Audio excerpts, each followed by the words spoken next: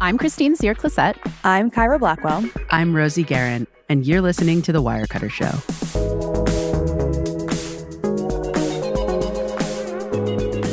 This episode is called A Price Check on Tariffs. Hey, it's Rosie and Christine. Today, we're bringing you a quick bonus episode about something many folks have been thinking about and discussing over the last few months: how tariffs are affecting prices of everyday products.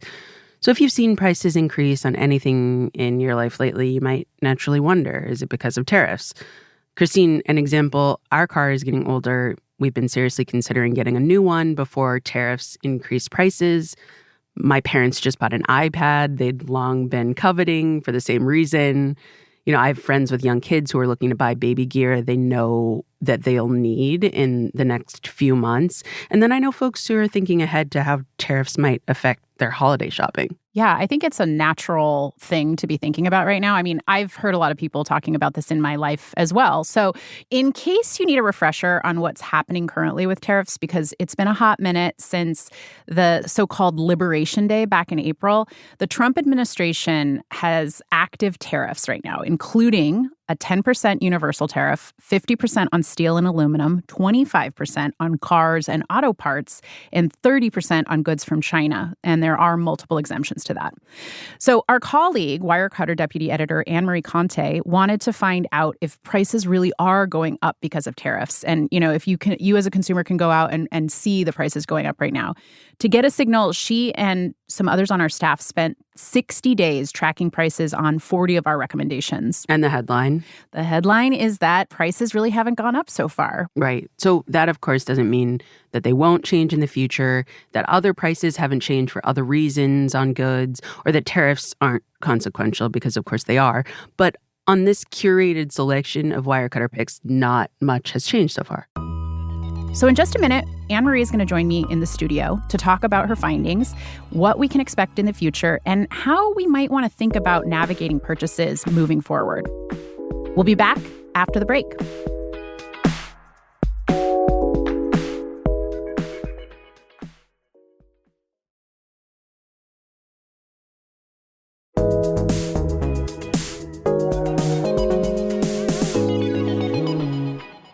Annemarie, welcome to the show. Oh, hello. I'm so excited to be here. It's great to have you.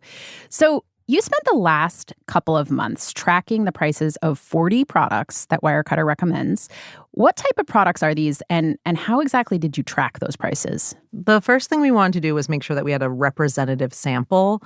So we wanted everyday products, things like olive oil or retinol serum, dishwasher pods. And then we also wanted bigger purchases. So things like an air purifier, a coffee maker, or refrigerator.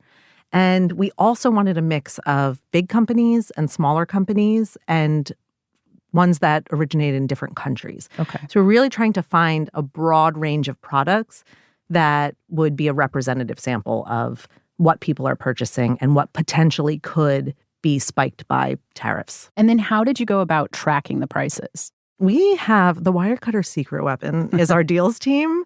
So we have 7 journalists who literally think about prices on Wirecutter favorite products every day of the year, and they're surfacing only the best deals on them. And so I employed them. I was like, please, can you help me? And they were like, yes, we got it. So we picked all of these products, and then every day for 60 days, they tracked the prices on the products over 3 different retailers, often the manufacturer's site, and checked to see what the pricing was like and how it was changing. So they're going in daily on these 40 products and sort of tracking the price day by day to keep a log of it for the last 2 months, or roughly 60 days. Yep. It was April 14th to June 12th. Okay, great. So you spend these 2 months roughly tracking 40 products, but you find that there hasn't been much of a change. Yeah, we checked in 30 days in and we're like, oh, nothing's happened. What's the story? There's no story. And so 37 of the 40 products mostly remain the same. We did see some spiking, and there were price fluctuations throughout the time, which we also expected because the deals team sees this happen often throughout the year. There's sales that happen. Sometimes retailers increase or decrease a price for whatever reason. And so it was just a really interesting thing over the course of those 60 days. What do you think is actually happening based on sort of this limited sample size? Have manufacturers just stockpiled all of the goods and they're sitting in warehouses somewhere and we haven't sold through them yet? I think that's dead on. I think the larger companies that could anticipate this and could afford to do it brought a lot of products in before the tariffs took effect, and then they're warehousing them locally. So there's not going to be import fees on things that already exist in the U.S. And there's also a little bit of a game of chicken happening. I think that retailers and manufacturers are loath to increase prices and to be the first one to increase prices.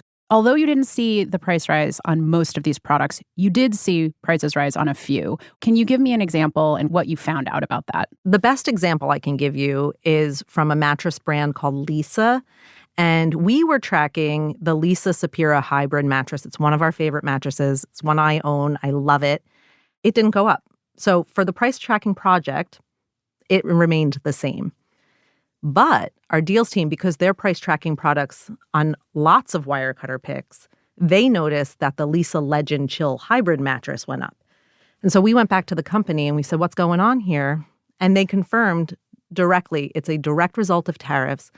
Because of the steel tariffs, they had to increase the price on the Lisa Legend Chill, but they're taking a smaller profit margin on the rest of their mattresses because they really don't want to have to raise prices. But with the one with more steel in it, they had to. Okay, so beyond these 40 products, you saw most of them didn't rise, some of them did. But our deals team is tracking, like you mentioned before, kind of looking at products across our catalog. And they did see prices rise on some products over the last 2 months. Yeah, and our tech team has particularly been sensitive to this because they knew that so many of the products that they recommend were coming from China. And so they were doing their own price tracking as well. And then we also see it on baby products, also a heavily Chinese manufactured category, as well as things like an outdoor griddle. It's made mostly of steel. That increased too. Right. That makes sense. So in the case of the products that did rise in price, like some of these baby goods, some of the tech goods, the things that have a lot of steel in them, are we sure that it's because of tariffs? You know, I think at this point, anyone who sees prices rise is going to naturally have the question in their mind, oh, maybe it's tariffs. I think there are so many factors, and I think there's also like the amorphous market forces. That's what Nintendo said caused the increase in their accessories. Inflation is kind of a related but separate issue. There's also the idea that the exchange rates, sometimes those, because a lot of these are global companies, and so they're dealing with not only the U.S. and the raise in tariffs, but other market forces that are existing outside of this too. So unless a company is explicitly saying, yes, this is because of tariffs, you don't really know. And I made sure that the examples that we cited, I only attributed it to tariffs if the company had confirmed it was due to tariffs. Are there other instances where we are seeing prices rise right now for products, for everyday goods? I think the hardest hit have been these direct-to-consumer products. Small value imports used to be tax-free because of the de minimis tax exemption. And can you explain what that is? So the de minimis tax exemption allows for shipments under $800 into the U.S. without additional fees. The Trump administration ended that exemption for China and Hong Kong on May 2nd. So we're seeing all over the place people ordering goods from places like Shein or Temu and getting a giant tariff bill, and they did not realize that it was coming. And that's because the buyer is responsible for paying those import fees. Right. So we used to not tax that type of good because I would imagine, like, if you're ordering from Shein, part of the thing that people love is you can get really cheap products. So you would probably be ordering something under $800 and not being taxed on it. But now that fee is being passed on to the consumer. Yeah, and Wirecutter experienced this firsthand. So we had a ukulele that we were going to make a pick, and we ordered it. It was $56. And then we got an import bill for $102.43, making it could no longer be our budget pick because it cost us $158.43. That is wild. And that could really have an impact. So this is companies like you mentioned, Shein, Temu, but it's also other direct-to-consumer brands like, you just did a big piece on Quince. Yeah. So some of these other brands that are selling direct-to-consumer and have had their processes where they're making things in a different country and directly shipping. As I was reporting that story, I asked them about it because their entire business model was predicated on this tax exemption. And that's partially how they were keeping prices so low for the consumer. And I noticed because I had all of my reporting from when I was reporting in February and March, and we compared it, and their luggage used to just solely be made in China. And now it's also partially made in Indonesia. So it seems like they're moving their manufacturing facilities out of China in order to be able to still use the de minimis tax exemption because the Trump administration only eliminated the exemption for China and Hong Kong. Oh, that's interesting. Okay, so there are workarounds for some of these companies. And this could also apply to like a small business that you're buying from on a place like Etsy, right? Yeah, we're seeing a lot of that. And these small businesses, they don't have the ability to move their manufacturing. They are already operating on such slim margins. It's really tragic to see because people's livelihoods are being affected by this.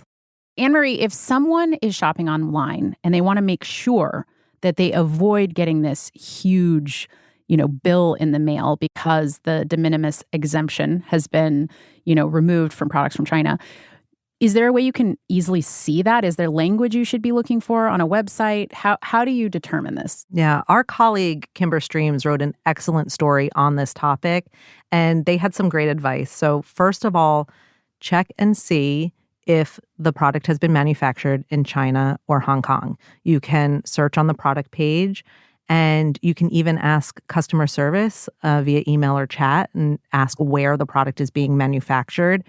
You can't 100% know for sure, so you might still get a surprise bill. But if you know that that product is being manufactured in China or Hong Kong, it's almost guaranteed that you will get a customs bill later. Right. Especially if this is coming from abroad, right? If it's still a product that's sitting in somebody's warehouse in the United States, it's probably fine. Right. But the bill will come from DHL or FedEx, and it's going to come directly to you. Wow. Yeah. Okay, so we've talked a bit about where we are today. Annemarie, based on your reporting, what do you think people should expect to see with prices over the coming months? We really think that most prices will remain fairly stable for the time being.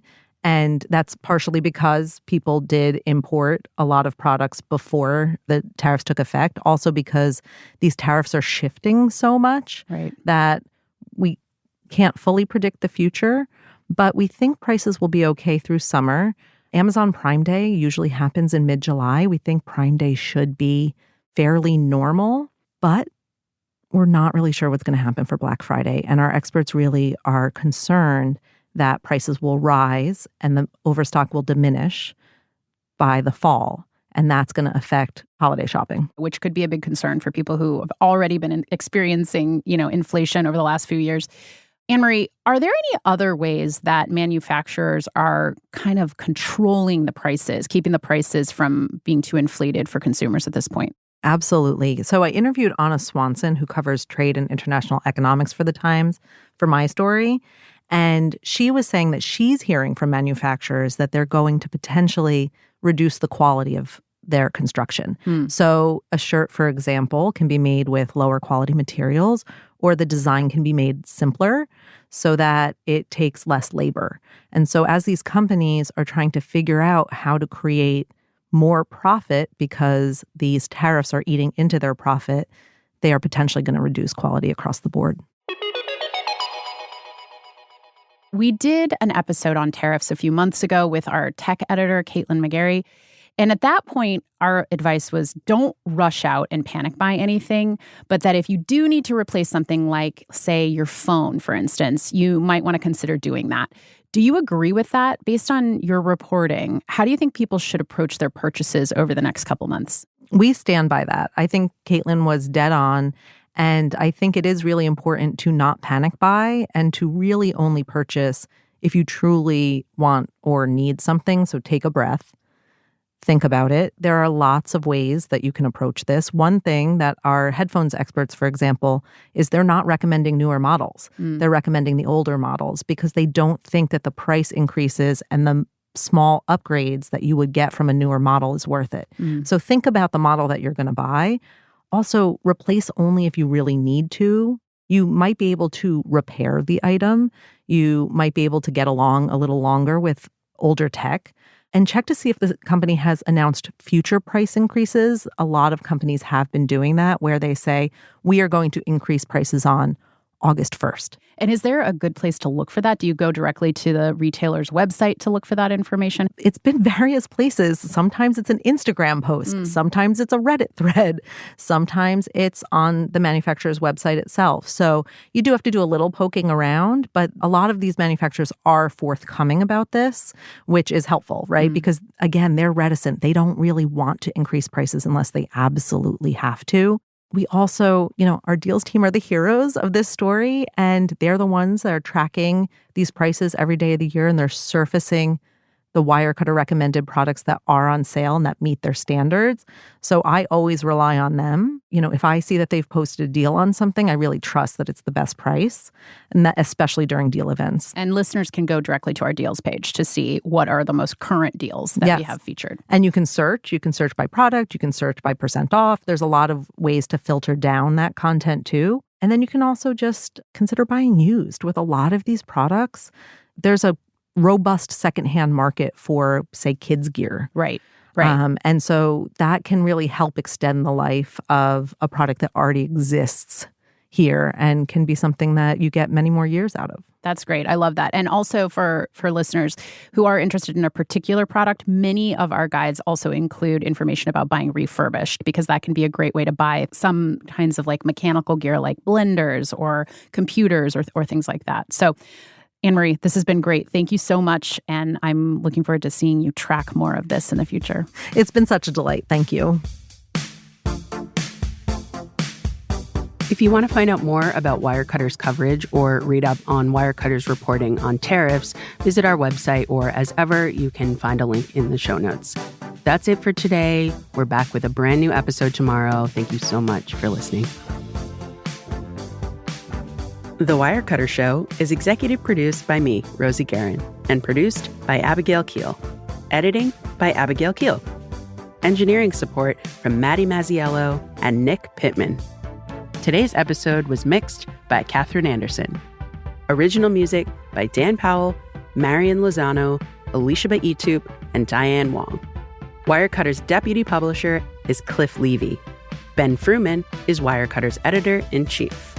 I'm Christine Cyr-Clisette. I'm Kyra Blackwell. And I'm Rosie Guerin. Thank you for listening.